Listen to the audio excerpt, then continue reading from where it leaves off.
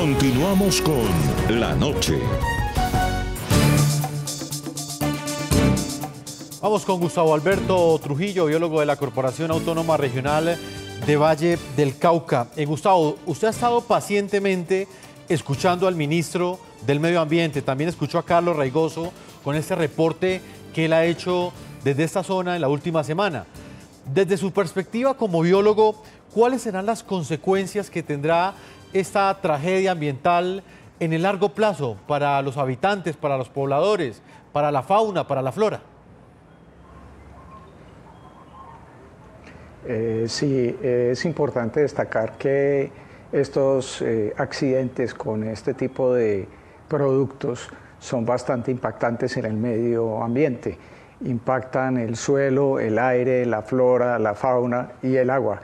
Y cuando se toman las medidas correspondientes y se atiende de manera rápida, se minimizan los efectos que pueden generar este tipo de derrames.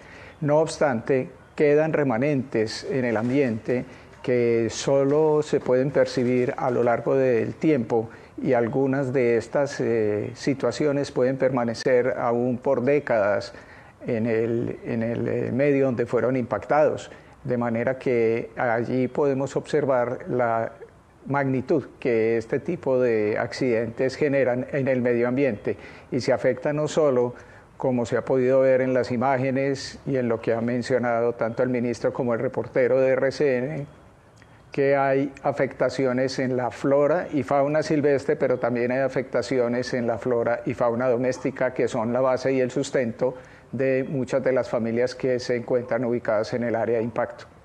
Gustavo, ¿estos daños son irreversibles?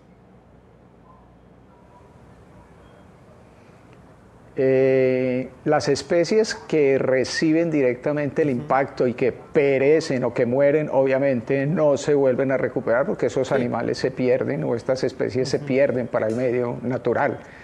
Pero obviamente quedan un remanente de impactos que generan persistencia en el ambiente, porque son un cúmulo de sustancias, ustedes lo mencionaban ahora, son no solamente el petróleo, sino que también hay lodos, hay aceites y hay otros componentes que están mezclados en todo este proceso que generan la explotación de hidrocarburos.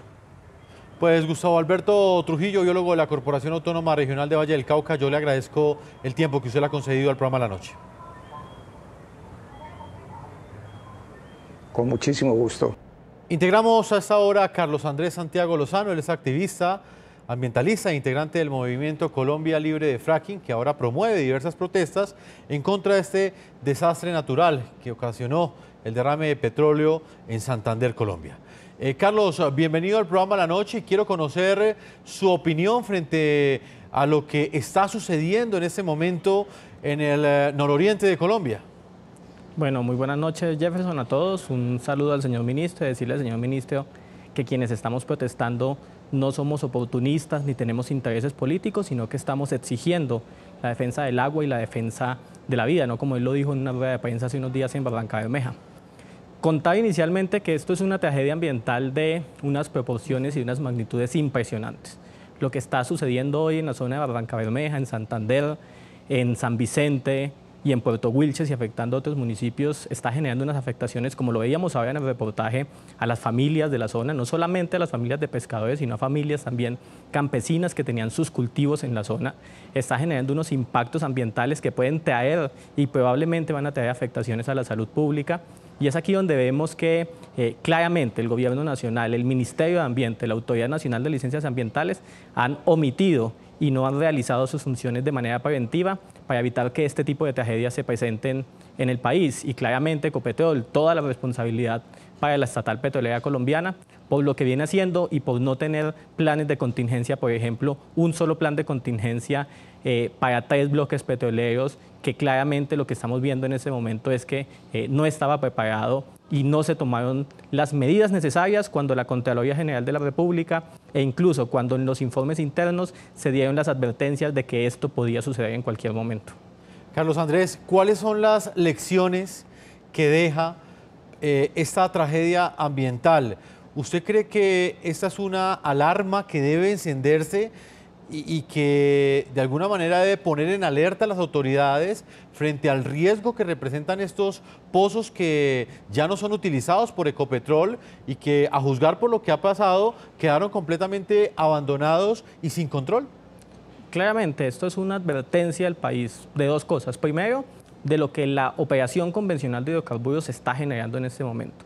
Así como esos, hay varios pozos en varias regiones del país y principalmente en esta zona aledaña a Barranca Bermeja, pozos viejos que fueron sobreexplotados y que no han tenido un proceso de abandono y de cierre con los estándares ambientales y con los requisitos que debe cumplirse, y esto es lo que está generando. Pero también una alerta al país, y es que Ecopetrol cumple el próximo mes 100 años se cumplen de explotación petrolera en Colombia, no Ecopetrol, pero 100 años de explotación petrolera en Colombia. Una actividad que llevamos 100 años haciendo está generando una catástrofe ambiental de enormes proporciones al lado del principal centro de refinación del país, que es la refinería Barranca Bermeja.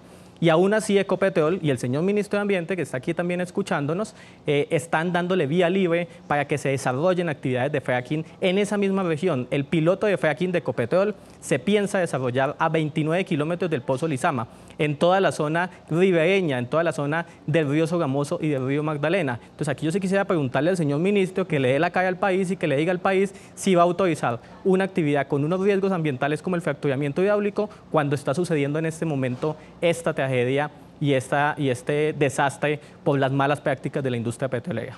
Carlos Andrés, ¿cuáles fueron esos estándares que incumplió Ecopetrol? Claramente hay unos estándares alrededor de cómo se hace el proceso de abandonamiento y de cierre de los pozos. Y eso se tienen que entregar ante la autoridad ambiental, y la autoridad ambiental debe hacerle seguimiento a ese tipo, a lo que sucede ahí. Entonces fueron pozos que el mismo informe interno de Ecopetrol y la NH revela que lo que dice Ecopetrol es: no tenemos los recursos para hacer ese proceso de abandonamiento y cierre de los pozos. Hoy tenemos una tragedia que también le hacemos la pregunta al gobierno nacional: ¿qué está pasando con todo ese fluido que se está recogiendo? Sabemos, por ejemplo, que las plantas de tratamiento ahí en la zona del centro y en la zona de Barranca Bermeja ya están colapsadas y no se sabe en este momento qué va a pasar con esos lodos y cuál es la composición de los lodos, y sobre todo cuáles son las afectaciones futuras que va a traer esto en el medio ambiente, en la vida y la economía campesina, pero sobre todo en la salud de las personas, que es lo que más nos preocupa.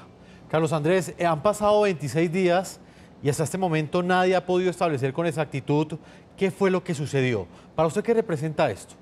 Representa claramente que hay un nivel de incertidumbre muy alto. Hoy, 26 días después, primero salió una tesis de Ecopetrol que era un tema de unos sismos. Pues resulta que fuimos y preguntamos al Servicio Geológico Colombiano y es absolutamente falso. En esos días no se presentaron sismos en la zona, así que esa primera hipótesis es mentira. Y Ecopetrol ha venido mintiéndole reiteradamente al país.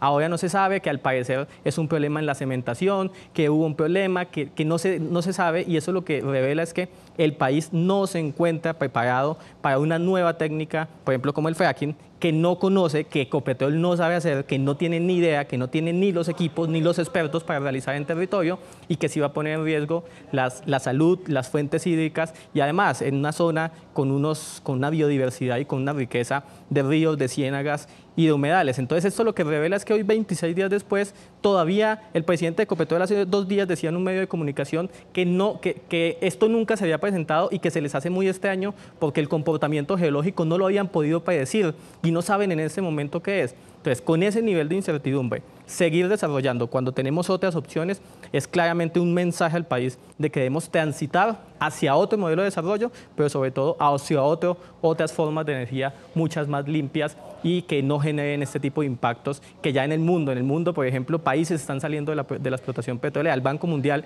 no financia proyectos de petróleo y gas a partir del año 2019. Sí. Sin embargo, así que aquí creemos que es la salvación a todo. Carlos, ¿es legal, es lógico que, por ejemplo, una empresa, una multinacional como lo es Ecopetrol, no tenga dinero para cumplir esos estándares? Eso es absolutamente un tema de improvisación.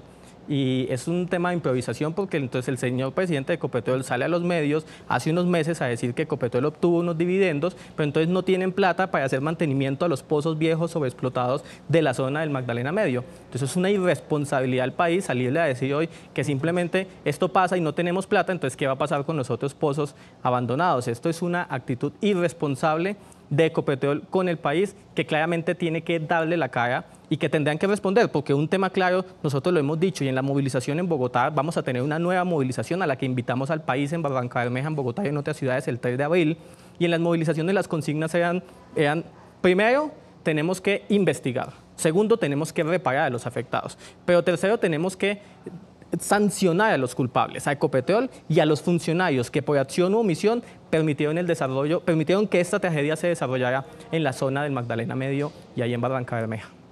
Pues Carlos Andrés Santiago Lozano, activista, ambientalista, integrante del Movimiento Colombia Libre de Fracking, le agradezco el tiempo y el análisis que usted le ha entregado a nuestros televidentes. Bueno, muchas gracias, Jefferson, y le preguntaría nuevamente al ministro que le diga al país si va a autorizar la técnica del fracking en nuestro territorio. Es un tema recurrente que muy seguramente vamos a estar trabajando aquí en el programa La Noche. Vamos a una segunda pausa y ya regresamos a la parte final de este programa La Noche.